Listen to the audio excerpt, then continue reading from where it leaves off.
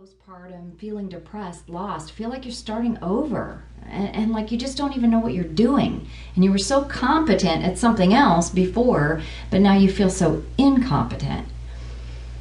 I was on a longer wilderness of 7 years at one point.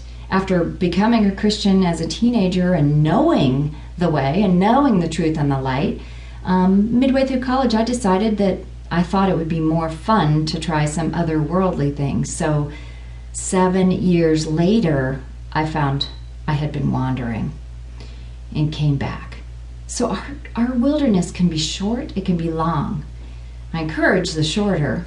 We'll talk more about that, but there are just all kinds of things that we go through in our lives that are wilderness.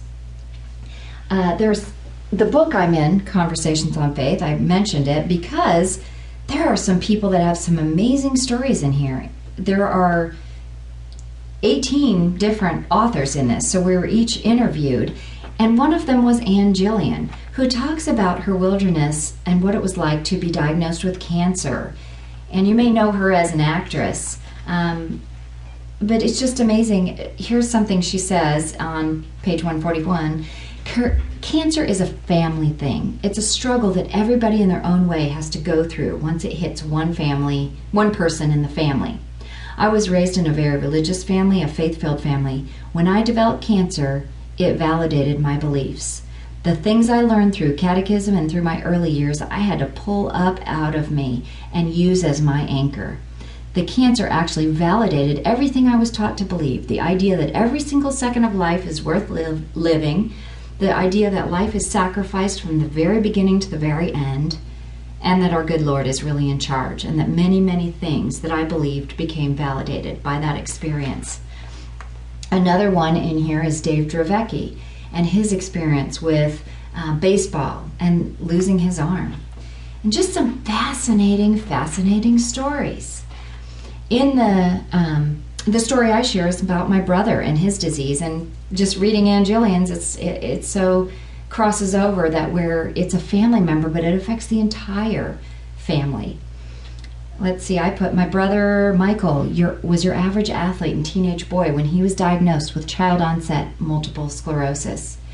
MS is a disease of the central nervous system. Well, I'm not going to read it, but basically he was diagnosed at 13 and started to lose every ability. He's been in a nursing home now for 25 years. And yes, it affects our family, even to the point where I now speak about it. And I had no idea 4 years ago when I first started speaking about it, the impact that it would have.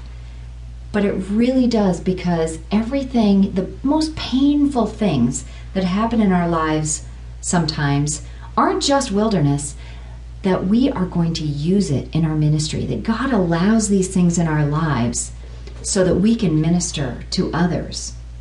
And, you know, God has chosen not to heal my brother's illness, but there is a bigger purpose for it. And I see it when I share the story. I see how it helps others, because I share it in a program called Running Toward Your Dream, and in a section called, what is holding you back?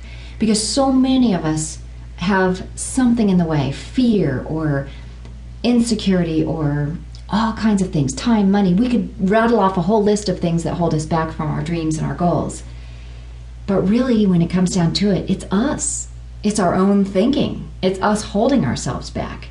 And I'm able to really hit that home with my brother's story, because he doesn't have his arms. He doesn't have his legs. He only has his mind, which can still dream, but can't quite do those dreams. And when we look at ourselves and we hear something like that, we realize, I do have my ideas, and I have my arms and legs, and it's just this fear holding me back. Faith is the opposite of fear. We need to have a fearless trust in God. Psalm 27:1 talks about, the Lord is my light and my salvation. Whom shall I fear? He's on our side. We know who wins. Why are we afraid? The Lord is the defense of my life. Whom shall I dread? And 1 John 4:18 talks about perfect love drives out fear, because fear has to do with punishment. Okay, so we need to get over the fear. It's just false evidence appearing real.